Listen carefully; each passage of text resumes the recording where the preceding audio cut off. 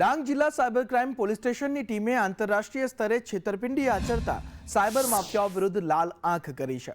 કરોડો રૂપિયાના સાયબર ફ્રોડના કેસમાં તપાસ લંબાવતા પોલીસે સુરતના 2 શખ્સોની ધરપકડ કરી છે, જેમના તાર સીધા દુબઈ સુધી જોડાયેલા હોવાનું સામે આવ્યું છે।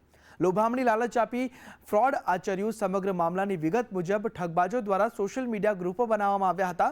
આ ગ્રુપો દ્વારા નિર્દોષ લોકોને ઇન્વેસ્ટમેન્ટ માટે વધુ નફાની લોભામણી લાલચ આપીને વિશ્વાસમાં લેવામાં આવતા હતા અને ત્યારબાદ તેમની સાથે કરોડો રૂપિયાની છેતરપિંડી આચરવામાં આવી હતી। આ અંગે ફરિયાદ નોંધાતા ડાંગ સાયબર ક્રાઇમ પોલીસે તપાસનો ધમધમાટ શરૂ કર્યો હતો।